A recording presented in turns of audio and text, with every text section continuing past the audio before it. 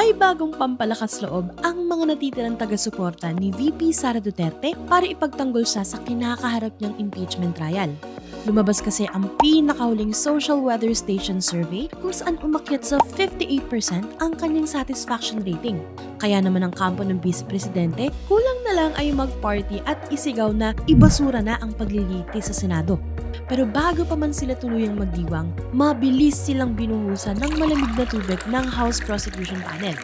Binanatan ni Private Prosecutor Benjamin J. Tolosa Jr. ang impeachment ay hindi isang noontime show or popularity contest, kundi isang constitutional mechanism para sa pananagutan ng mga opisyal.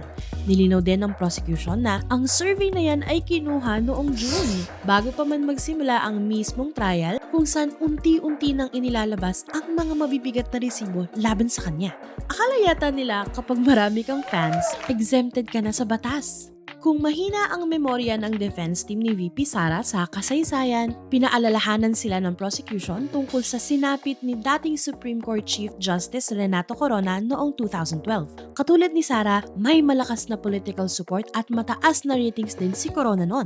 Pero nung napatunayan sa paglilitis na may sablay siya sa kanyang salin, hindi siya nailigtas ng kanyang mga supporters. Tinanggal pa rin siya sa kanyang pwesto. Gatong pa ni House Prosecution Advisor at Congressman Ace Barber, kung hahayaan natin ang survey ratings ang magdidikta kung itutuloy o hindi ang isang trial, para na nating binigyan ng practical immunity ang lahat ng sikat na politiko. Ibig sabihin ba kapag sikat ka, pwede ka nang gumasta ng bilyong-bilyong confidential funds ng walang resibo? Pwede ka na rin magbanta sa buhay ng iba dahil lang marami kang likes sa Facebook? Ganyan-ganyan ang maling akala ng mga nasanay sa kapangyarihan.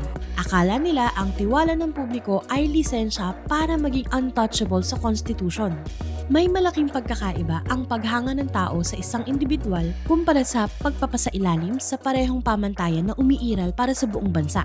Ang pag-aproba ng publiko sa ilang serbisyo ay hindi kailanman pwedeng maging kapalit ng pagsusuri kung ang mga pondo ng bayan ay ginamit ba sa tamang paraan o kung ang mga batas ay binabaliwala.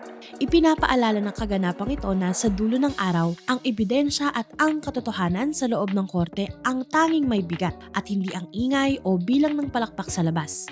Ang tunay na lakas ng ating mga institusyon ay nakasalalay sa pagkilala na walang sinumang opisyal ang mas mataas sa batas na nangangalaga sa tiwala ng mamamayang nagpapasahod sa kanila.